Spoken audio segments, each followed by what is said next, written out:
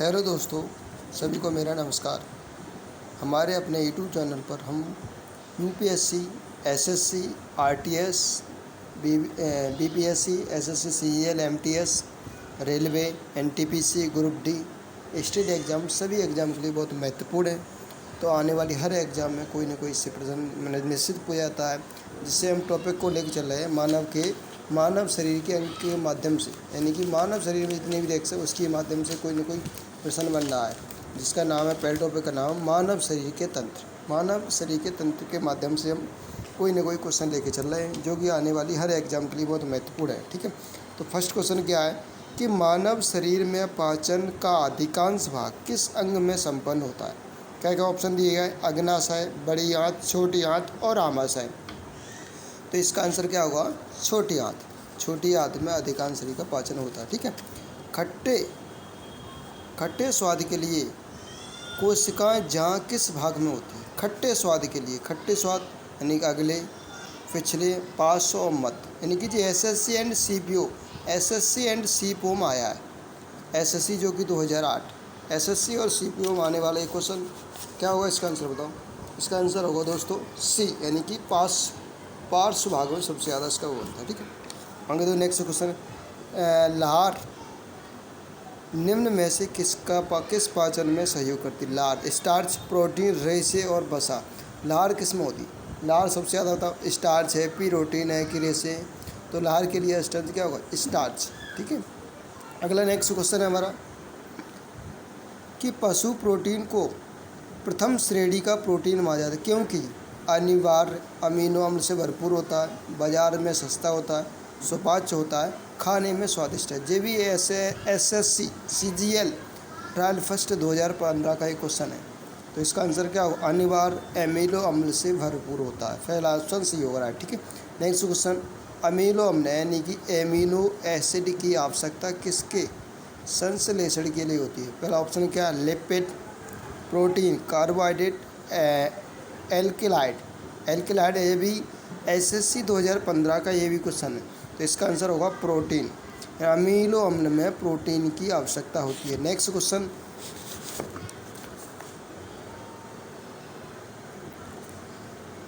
मानव शरीर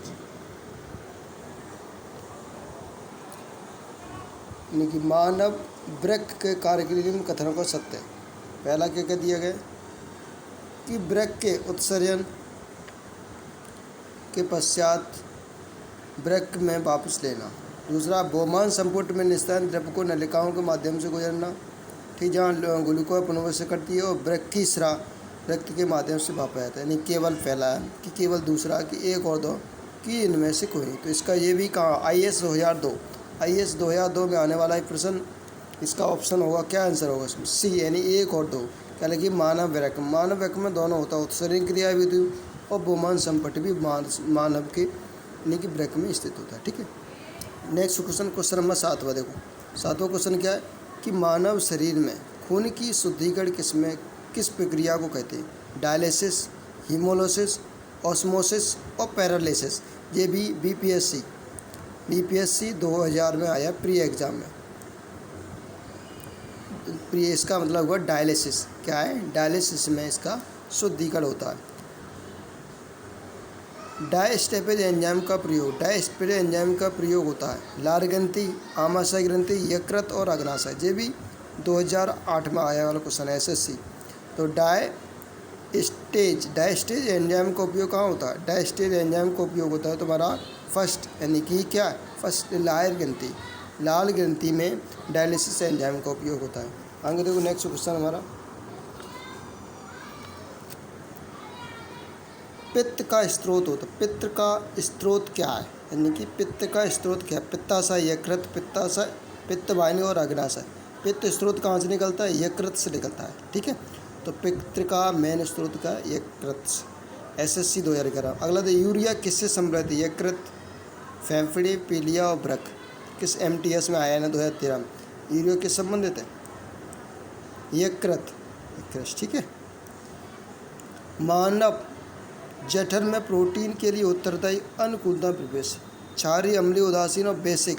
SSC CGL का ही question देखो, इसका एम यानी मानव जठर रस में अम्लीय मात्रा होती है, ठीक है, जो कि पाचन के लिए उत्तरदायी रहती है। निम्न में से कौन सा सही है? शरीर में सारा रक्त किडनी के माध्यम से मिल जाता है। शरीर में सारा रक्त किडनी के माध्यम से गुजरता है। तीसरा ऑप्शन है शरीर में सारा रक्त किडनी के माध्यम में शुद्धि होता है। शरीर में सारा रक्त किडनी के माध्यम से बनता है। ये भी यूपीएससी 1994 में पूछने वाला प्रश्न है। तो ये इसका ऑप्शन क्या होगा बताओ? यानी कि इसमें आंसर होगा तुम्हारा सी, शरीर में सारा रक्त किडनी के माध्यम से शुद्ध होता है। आगे देखो क्वेश्चन नंबर 13,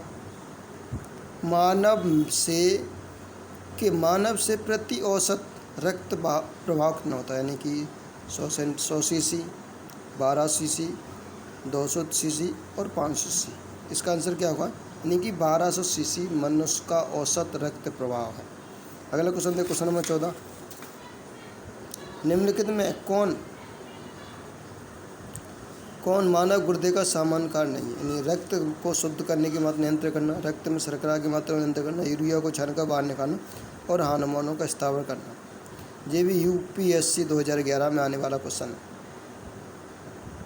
शर्करा में रक्त की मात्रा को नियंत्रित, इसका अंतर क्या होगा? माना यानी कि रक्त में शर्करा की मात्रा को नियंत्रित करना। एंजाइम का मूल क्या है? एंजाइम मूलतः क्या होता है? वसा है, शर्करा है, प्रोटीन और विटामिन। ये इंपॉर्टेंट क्वेश्चन है। MPPSC, Uttarakhand PSC, Uttarakhand PCS, UP lower सब मिनिस्टर में क्वेश्चन आने वाला क्वेश्चन है। इसका आंसर होगा तुम्हारा क्या?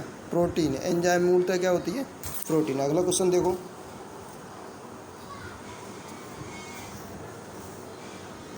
क्या क्वेश्चन है?